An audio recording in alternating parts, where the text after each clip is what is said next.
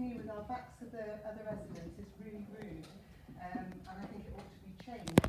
And if you haven't got your sound system sorted out by now, I truly hope you do by the next month's meeting. With regard to the minutes from last month, I noticed that there's a reference to the annual parish meeting, which is the Portishead Residents' Annual Meeting. And I noticed that the minutes don't record it as the correct title. Now, the people of this town voted to call it the Portishead Residents' Annual Meeting, and it should be referred to such in your minutes. So that's the first point. The reference that's made on, well, in fact, the minutes no longer have accurate numbers. I don't know why that's happening, but perhaps the clerk might be able to send an email about it. But on page 2144, which, in fact, they might alter that now, with regard to the annual meeting, the quote that's in there is not in quotation marks because it's not actually correct. The wording is shall, not have to. It doesn't say it must be the chair or the vice chair. And we've talked about this many times.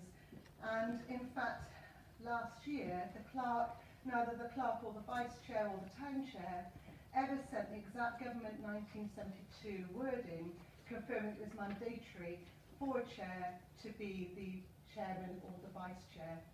And it caused huge problems in this town at the time. The public has got a right to put items on the agenda, and as I've got to agree with Arthur Terry, perhaps for once, the Portishead Residents' Annual Meeting is the people's meeting. It's not for the town council to decide what goes on that agenda. And that's really important that the new clerk is actually aware of that and takes note of it. And so if we put on that agenda and we vote on it that we want an independent chair, then our voice should be heard. And as we discovered last year, we realised that the chair and the current town council chair and vice chair have no mandatory powers at that meeting anyway. You are there as a resident, an elector. You have no official jurisdiction at that meeting. And so I think the people of Portishead need to be aware of that, because that meeting, if any decisions are made, we don't want them overridden by any political agendas. I think that's really important. And then just turning to the names on the minutes, there are many things we can say about the names on the minutes, but we were led to believe last month that the clerk had circulated evidence. That wasn't evidence whatsoever that confirmed that residents' names must not be on the minutes. So I think your minutes this month are incorrect, the draft minutes. And I have since spoken to the ICO again, after speaking to them in January, I've spoken to them in February as well, and on receipt of the video and the documentation that you have given out, they are then going to write to confirm what they've told me, that they do not tell you anything with regard to names being not on the minutes.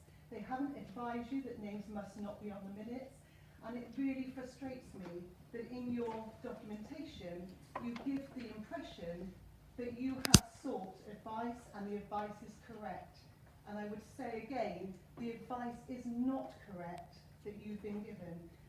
And although Peter Burden wants us all to send in the evidence, we cannot send in the evidence for something that does not exist.